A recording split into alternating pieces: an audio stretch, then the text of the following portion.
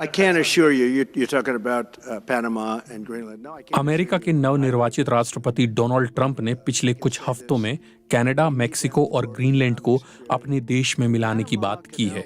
इस महीने की शुरुआत में जब उनसे पूछा गया कि क्या वो स्वायत्त डेनिश क्षेत्र या पनामा नहर के लिए सैन्य या आर्थिक बल का इस्तेमाल करेंगे, इस सवाल पर उन्होंने कहा, नहीं, मैं आपको इन दोनों पर ही भरोसा नहीं दिला सकता हूं।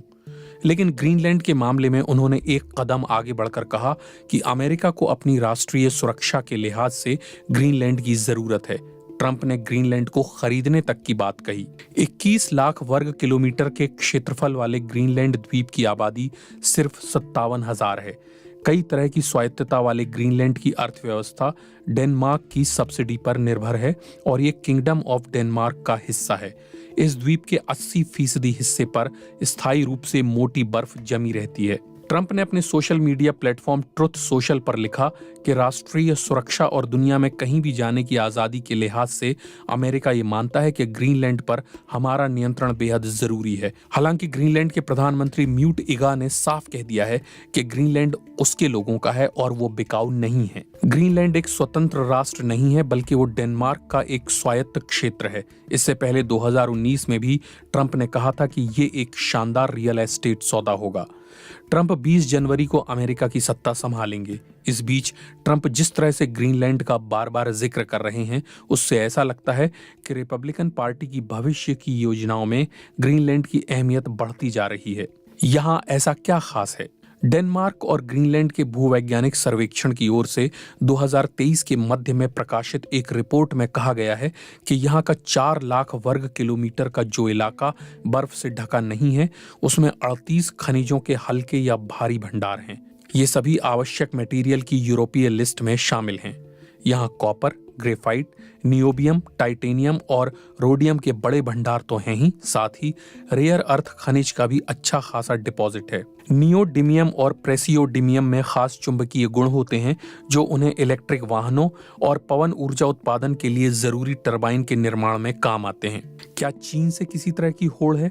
दुनिया की बड़ी ताकतों में दुनिया भर में रेयर अर्थ खनिजों के भंडार पर कब्जे की होड़ चल रही है। फिलहाल चीन रेयर अर्थ के खनिज और प्रोसेसिंग मार्केट पर हावी है। चीन में दुनिया भर के रेयर अर्थ खनिजों का 1/3 मौजूद है। वहीं खनन में इसकी 60% और प्रोसेसिंग में 85% हिस्सेदारी है।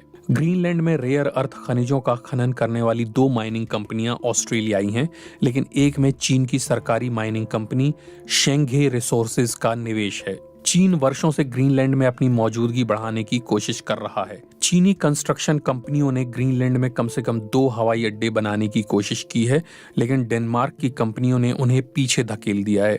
माना जाता है कि अमेरिका की ओर से डेनमार्क पर किए गए दबाव की वजह से ऐसा हुआ होगा।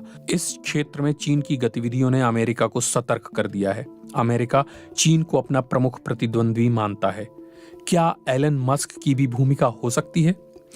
अगर ट्रंप के पहले कार्यकाल में ही रेयर और अर्थ खनिजों और ग्रीनलैंड के प्रति दिलचस्पी दिखाई गई है, तो इसका मतलब ये है कि इसमें टेस्ला के सीईओ एलन मस्क की भूमिका भी हो सकती है। मिशिगन यूनिवर्सिटी के प्रोफेसर और जियोलॉजिस्ट एडम सिमोन कहते हैं कि निश्चित रूप से लिथियम, तांबा, निकल और ग्रेफाइट के अलावा दूसरे रेयर अर्थ खनिजों की ग्लोबल उपलब्धता में टेस्ला की दिलचस्पी है। इतने अहम खनिज की उपलब्धता पर निर्भर कंपनी का सीईओ अगर राजनीतिक तौर पर फैसला लेने की स्थिति में हो तो हितों का टकराव हो सकता है।